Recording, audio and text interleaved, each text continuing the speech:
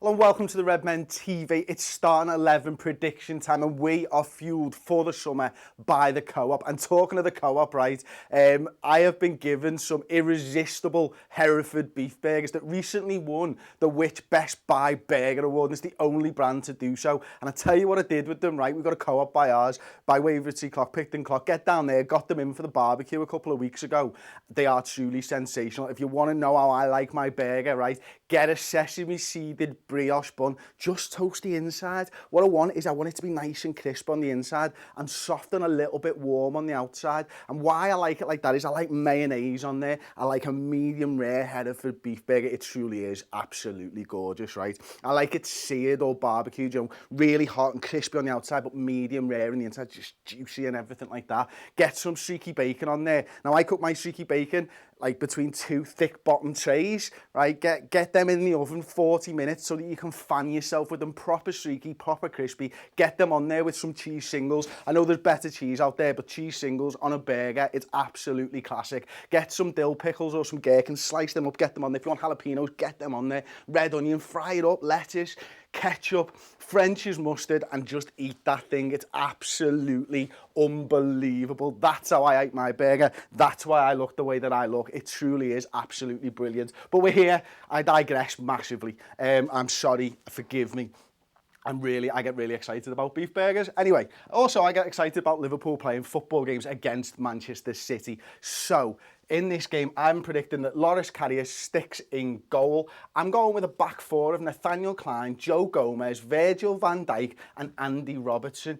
It's going to be interesting to see what type of back four we're going to see. I think these three are absolutely nailed on for the first game of the season. And the interesting thing that I want to see is how Gomez, who's been talking about Van Dijk to the Liverpool Echo and about him being sort of like a big brother to him, how he plays alongside Virgil van Dijk. Are we going to see Van Dijk here?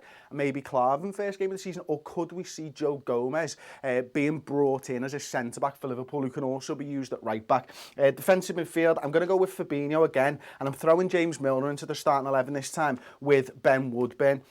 Up front, I know that the likes of Mo Salah could be back for this game. We might see a few minutes of Mo Salah. We might see a little bit of Sadio Mane. He's probably going to come a little bit too soon for the likes of Xherdan Shaqiri and maybe Gini Wijnaldum as well, because I think he picked up a stomach bug or something like that. So I'm going with Ojo on the right-hand side, Jones on the left-hand side, and Daniel Sturridge up top. And that means the likes of Naby Keita, Alberto Moreno, Adam Lallana, maybe Salah, maybe Mane could be utilised in the second half. But I'd guess that what we might see in this game is us using a team for more than 45 minutes, maybe 60. Now, I expect Manchester City, as we talked about in the Uncensored Match build-up show, to field a very weakened side once again. Their lads just aren't all back yet. But let me know what you think the starting 11 will be in the comments section. If you've got any questions, I'm going to get into the comments section right now.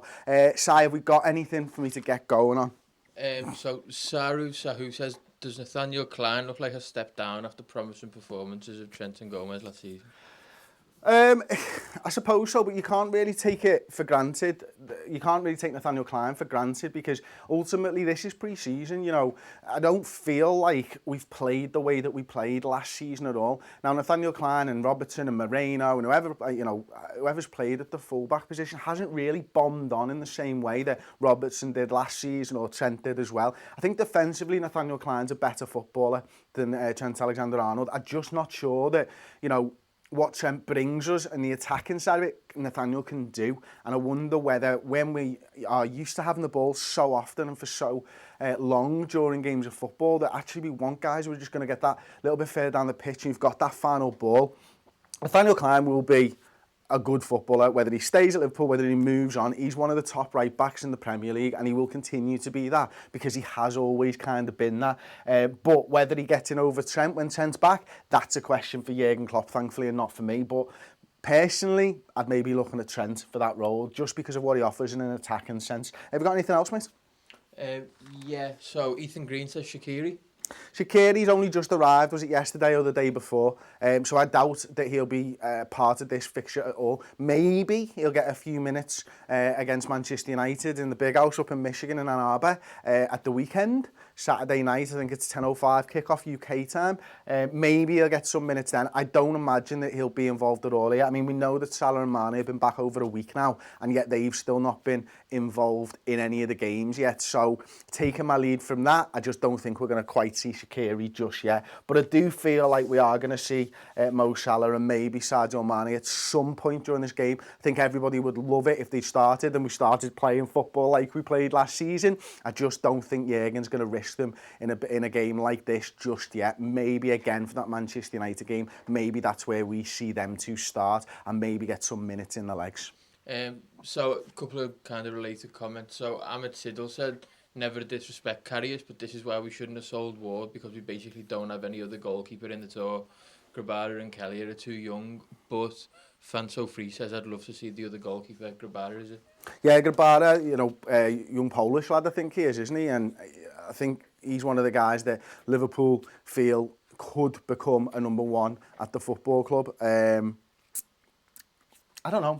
I had a conversation on the build-up show, and everybody will have seen it, with Steve and Sam and Ross about it, and I just feel like if Karius is going to be our number 2 this season, you need him to put in a couple of little performances. I know he hasn't had the best start to pre-season. I know Alisson coming in has probably affected his confidence quite a lot, and all the other stuff that's happened in the past, but this is a lad who's not a terrible goalkeeper. This is a lad who is absolutely good enough to be a number 2 goalkeeper at Liverpool if he can get over these mental hurdles that he's got to sort of get over.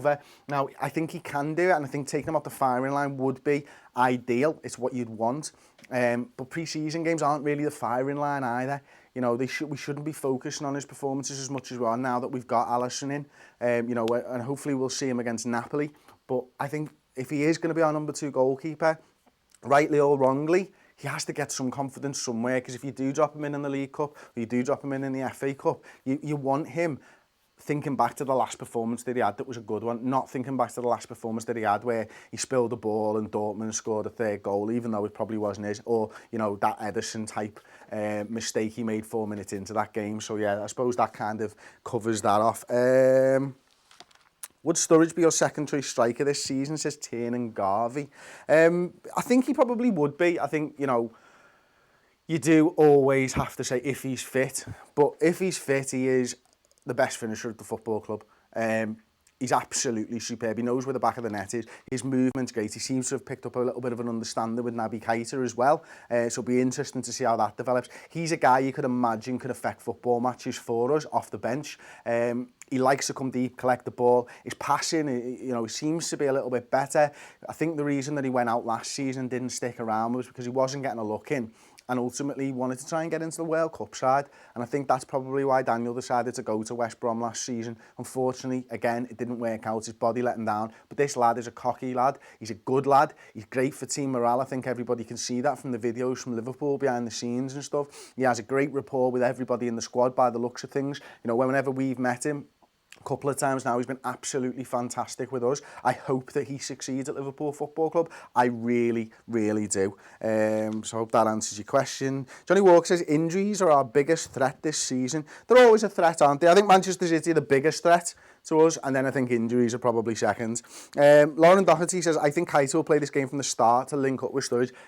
You know what? That's a great point, Lauren. And maybe that's something that we do want to see a little bit more of. Maybe Keita will drop into that midfield. Maybe it's for someone like a Ben Woodburn, play that little bit more of an experienced midfield 3 there and look to really try and take advantage of having Daniel Sturridge up top. Advenko says we need at least one more signing. I don't know whether we need one more signing. I think everybody would like 1 or 2 more signings. I think that's obvious. I think, you know, we always talk about an attacking midfielder or a backup winger or a centre-back, something like that. I think the squad's good enough right now. I think, you know, with Wijnaldum, with Lallana, with Keita, Fabinho, Henderson coming back, Ben Woodburn playing centre midfield, James Milner, we've got enough in that midfield, and I think we do probably have enough players to be able to play that attacking role. Keita looks to be the one that's going to take up that attacking role, I think, from one of the number 8s. I think, you know, obviously we play a 6 and 2 8s there. I think Keita can be that guy. James Milner's obviously an attacking player. Lallana's obviously an attacking player.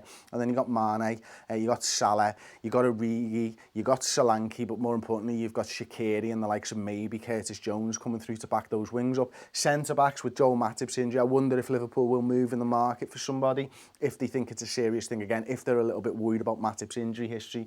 Is Gomez, Van Dijk, Klavan, Lovren and Matip probably enough? Maybe it is enough if you can get Joe Gomez playing at centre-half. If not, and you are considering him as a right-back still, and we've got 3 good right-backs in Klein, Gomez and Trent Alexander-Arnold, and we're probably maybe one guy short in the centre of defence there, so maybe that's somewhere that we would look to look to.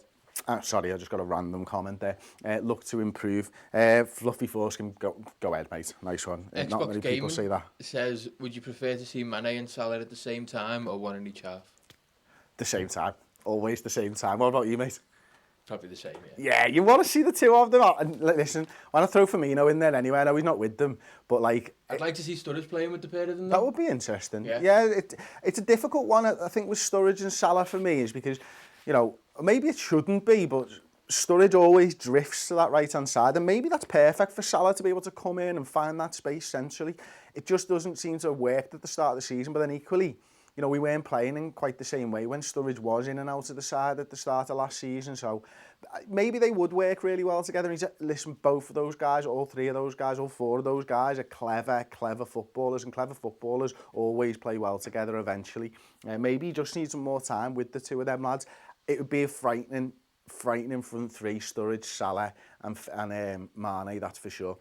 Anyway, there we go. That's been the Starting 11 prediction show. Thank you very much for watching. Don't forget to check out those Hereford Beef Burgers. They are absolutely irresistible, and do have them the way that I have it, because my burgers are clearly the best. Thanks for watching. Like the video, subscribe to the Redmen TV, and I'll see you next time.